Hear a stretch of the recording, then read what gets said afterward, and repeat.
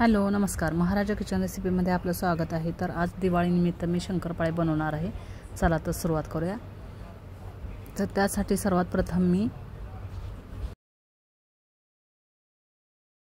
एक छोटा बोल साखर घेतलेली आहे। तर यानंतर यामध्ये एक बोल कडक दूध घेतलेले आहे। दूध एकदम गरम केलेले आहे। एक छोटा कप तूप घ्यायचा आहे। तूप वितळलेलंच घ्यायचं आहे, घट्ट घ्यायचं नाही आहे। तुपाचं प्रमाण जास्त झाल्यास शंकरपाळी विरघळण्याची शक्यता असते, म्हणून तूप हे प्रमाणातच घ्यायचं आहे। वेलची पावडर अर्धा चमचा आणि त्यानंतर चिमूटभर मीठ घातलेलं आहे। आता हे सर्व पूर्ण चांगलं फेटून घ्यायचं आहे, जेणेकरून साखर विरघळली पाहिजे। याची साखर पूर्ण विरघळली जाते। यामुळे एक बीटरने फेटून झालेलं आहे। आता यानंतर ही विरघळलेली आहे साखर यामध्ये। आता यामध्ये आपण मैदा घ्यायचा आहे। मैदा आपण 2 बोल घेतलेला आहे।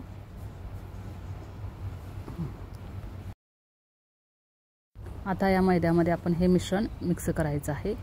थोडं थोडं करायचं आहे आणि मळायचं आहे।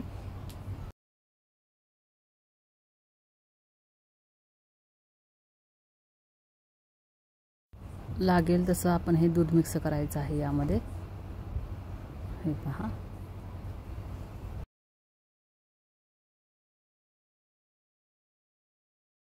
तर हा पिठाचा डो मऊ मुलायम मळून घ्यायचा आहे।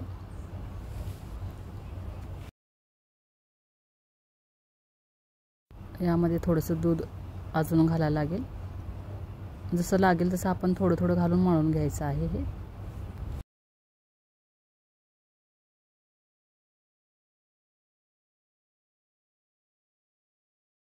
आता हे शंकरपाळीचं पीठ मळून झालेलं आहे। तर याला आपण झाकून ठेवायचं आहे अर्ध्या तासासाठी।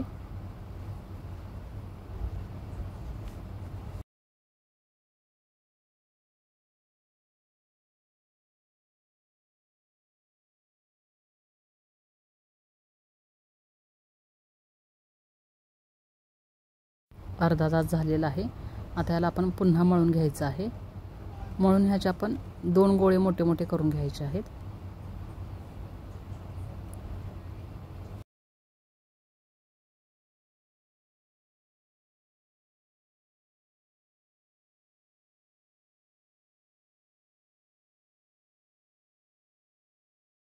हे पहा, आता गोळे बनवून घेतलेले आहेत। यानंतर आता आपण शंकरपाळे लाटायचे आहे। पिठामध्ये बुडवून आता लाटायला घेऊया।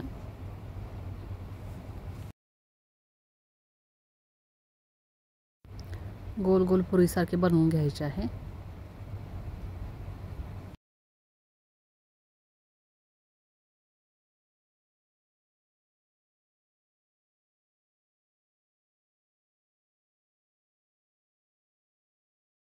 यानंतर याचे आपण असे घडी घालायचे आहे।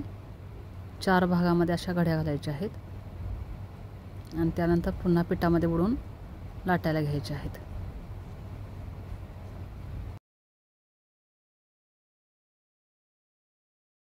अशा 4 भागामध्ये शंकरपाळे केल्याने त्याला लेयर चांगल्या सुटतात आणि शंकरपाळे खुसखुशीत देखील होते।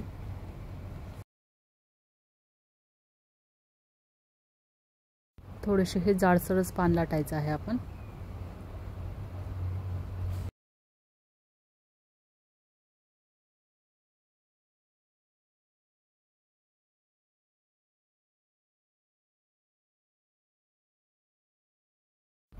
हे पहा, असे एवढेसे जाडसर ठेवायचे आहे। यानंतर चिरण्याने आपण कट करायचे आहे। तर याला आपण चौकोनी शेपमध्ये चिरून घ्यायचं आहे।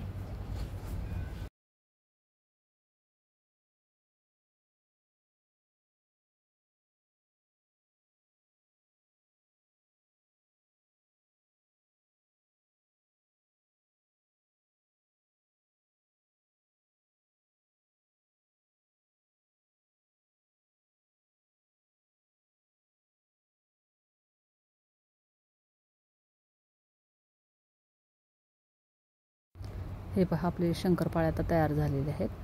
आता याला आपण खालून हलवून घेऊया। असं चौकोनी शेपमध्ये करायचे आहेत आपण। गॅसवरती आता आपण तेल गरम करायला ठेवलेलं आहे। हे पहा तेल गरम झाले का पाहूया. थोडासा गोळा टाकून पाहायचा आहे. आता तेल गरम झालेलं आहे. गॅसची फ्लेम मीडियम ठेवायची आहे आणि शंकरपाळ्या सोडताना आपण थोड्या थोड्या सोडायच्या आहेत, जास्तीच्या सोडायच्या नाहीत. जास्त सोडल्या तर त्या तेलामध्ये विरघळण्याची शक्यता असते, म्हणून आपण थोड्याच घालायच्या आहेत.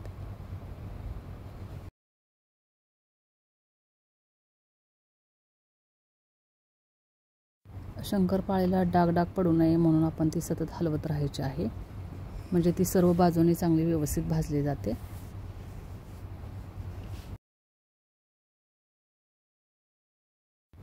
किंवा झाऱ्याने असे गोल गोल हलवत राहायचे आहे.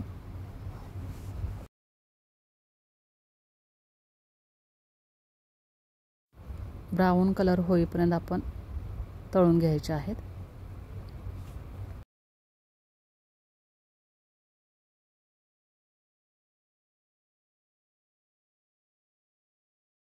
हे पहा शंकरपाळी आपली तळून झालेली आहेत. तर त्याला लेयर कसे सुटलेले आहेत ते पहा.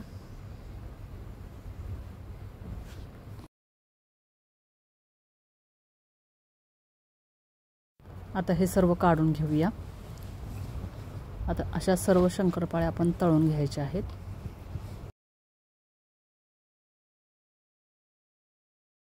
शंकरपाळीमध्ये तुपाचं प्रमाण कमी झाल्यास त्या कडक होण्याची शक्यता असते, त्यामुळे तुपाचं प्रमाण घालताना जेवढं आवश्यक आहे तेवढंच घालायचं.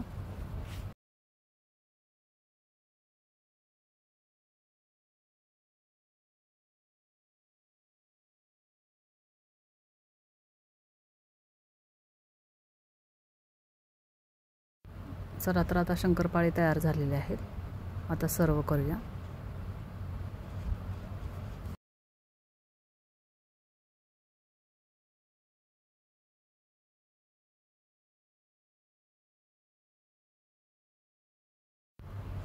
हे पहा शंकरपाळ्या आता कसे खुसखुशीत झालेले आहेत आणि त्याला लेयर पण कशा सुटलेल्या आहेत.